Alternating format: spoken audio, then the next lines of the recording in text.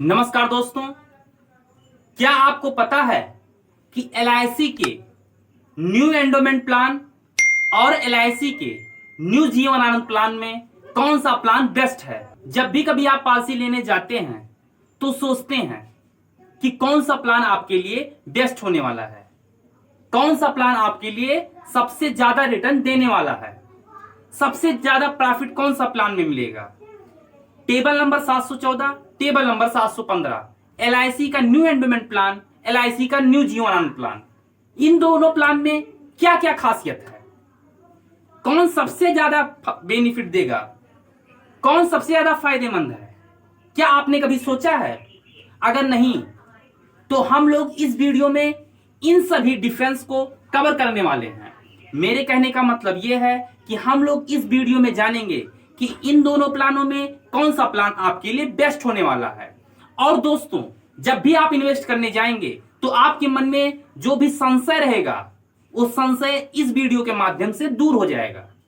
मैं जो इस वीडियो में आपको जानकारी दूंगा जिससे आप लोगों को इन दोनों प्लानों में कौन सा प्लान बेस्ट होगा ये खुद आप लोग निर्णय कर पाएंगे।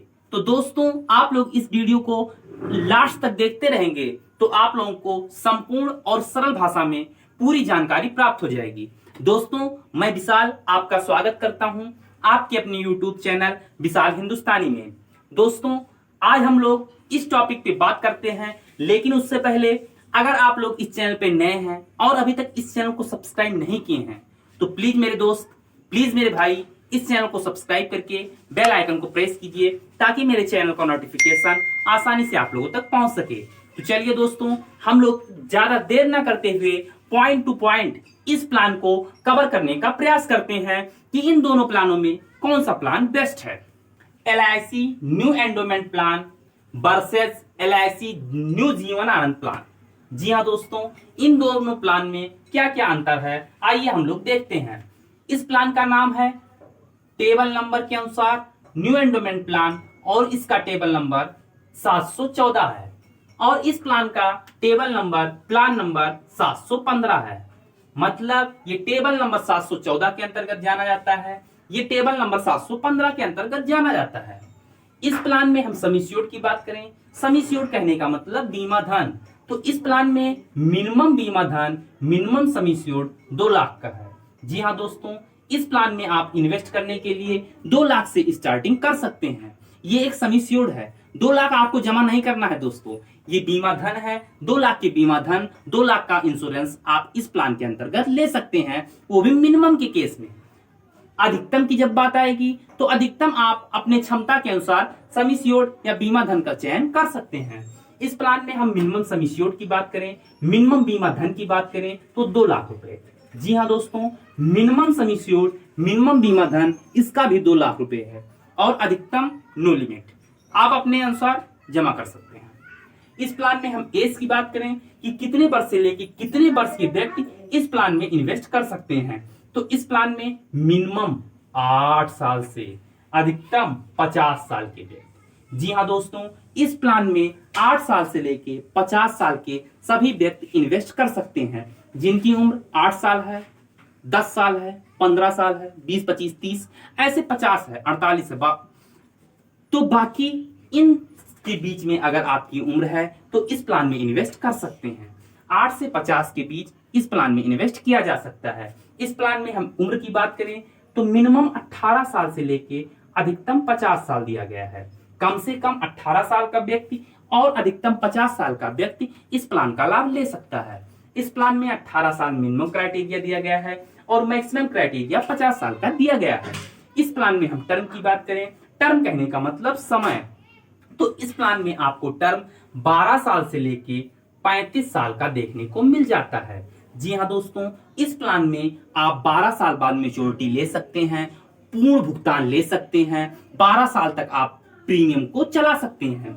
दोस्तों, ये मिनिमम है, अधिकतम आप इस प्लान में सम एश्योर्ड 35 साल तक ले सकते हैं। अगर आपकी उम्र 30 साल है तो 35 साल बाद आपकी उम्र 65 साल की हो जाएगी, तो आप इस प्लान में आराम से इन्वेस्ट कर देंगे। तो जब आपका रिटायरमेंट का प्लान होगा तो आपको LIC के इस प्लान के अंतर्गत जो भी सम एश्योर्ड मिलेगा, बीमा धन होगा, उसी के अनुसार मैच्योरिटी आपको बहुत ज्यादा मिल जाएगा।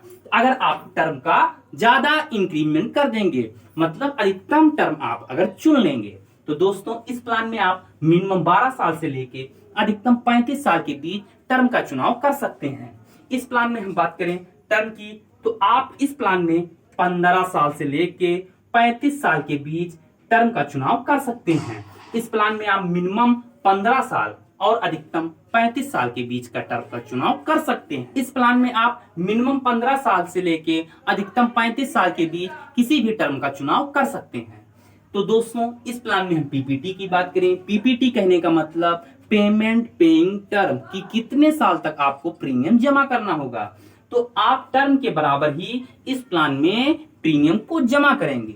मतलब अगर आप 12 साल के टर्म का चयन करते हैं तो 12 साल तक प्रीमियम जमा करेंगे, 15 साल के टर्म का चयन करते हैं तो आप 15 साल तक प्रीमियम जमा करेंगे। इसी प्रकार इसमें भी सेम, मतलब जितने टर्म का चयन करेंगे उतने साल तक आप प्रीमियम जमा करेंगे।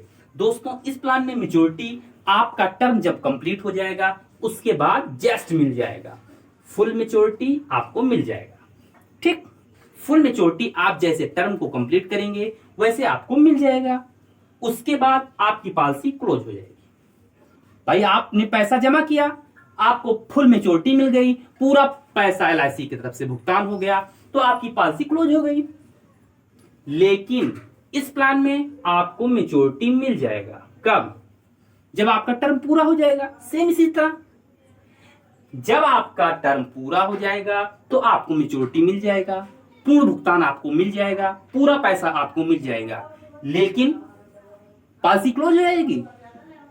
क्या पॉलिसी इसी की तरह क्लोज हो जाएगी, बंद हो जाएगी? नहीं दोस्तों, ये पॉलिसी आपकी चलती रहेगी। कब तक? जब तक आपकी उम्र 100 साल नहीं हो जाती। जी हाँ दोस्तों, आपकी उम्र 100 साल नहीं हो जाती तब तक ये पॉलिसी चलती रहेगी।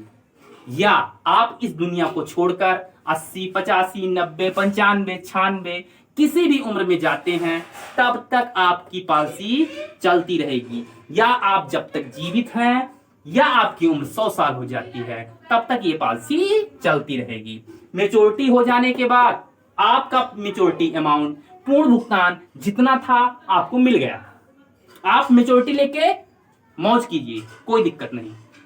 लेकिन जितने लाख का आपका सम एश्योर्ड होगा उतने लाख का इंश्योरेंस आपके ऊपर लाइफ टाइम रहेगा। जब आप इस दुनिया को छोड़कर जाएंगे तो आपके जो वारिस होंगे, आपके जो नामनी होंगे, उनको इस इंश्योरेंस का पैसा बाद में मिल जाएगा। अगर आपने 10 लाख के सम एश्योर्ड का चयन किया है, 10 लाख के बीमा धन का चयन किया है, 10 लाख का इंश्योरेंस कराया है, तो मैच्योरिटी तो आप प्राप्त कर लीजिए। जो आपका मैच्योरिटी है आप ले लीजिए। और आपके ना रहने पर आपके नामनी को जितना इंश्योरेंस रहेगा, जितना इंश्योरेंस का पैसा होगा, बाद में आपके नामनी को आपके ना रहने पर पूर्ण भुगतान हो जाएगा। मतलब 10 लाख का अगर सम एश्योर्ड आपका है तो 10 लाख रुपए आपकी नामनी को मिल जाएगा। दोस्तों आप लोगों को यह समझ में आ गया होगा कि इस प्लान में क्या डिफरेंस है। इस प्लान में आपको मैच्योरिटी मिल जाने के बाद पॉलिसी क्लोज हो जाएगी, लेकिन इस प्लान में आपको मैच्योरिटी मिल जाने के बाद भी पॉलिसी क्लोज नहीं होगी। तो दोस्तों आप लोगों को इन दोनों प्लानों में डिफरेंस नजर आ गया होगा। क्या क्या डिफरेंस है आप लोग कमेंट बॉक्स में कमेंट करके बता सकते हैं, नहीं तो आप लोगों को जानकारी प्राप्त हो गई होगी। दोस्तों मैं आशा करता हूं कि मेरे द्वारा दिए गए जानकारी से आप लोग संतुष्ट हुए होंगे। दोस्तों अगर आप लोगों को ये इंफॉर्मेशन समझ में आ गया हो तो कृपया इस वीडियो को लाइक, चैनल को सब्सक्राइब और अधिक से अधिक लोगों तक शेयर करना ना भूलें। प्लीज दोस्तों इस चैनल को सपोर्ट करें। इस चैनल को आप लोगों के सपोर्ट की जरूरत है। दोस्तों अगर आप लोग इस चैनल पे नए हैं और अभी तक इस चैनल को सब्सक्राइब नहीं किए हैं तो प्लीज इस चैनल को सब्सक्राइब करके बेल आइकन को प्रेस करें ताकि मेरे चैनल का नोटिफिकेशन आसानी से आप लोगों तक पहुंच सके। तो मिलते हैं आप लोगों से किसी नेक्स्ट शानदार, धुआंधार, धमाकेदार और इंफॉर्मेटिव वीडियो के साथ। तब तक के लिए धन्यवाद।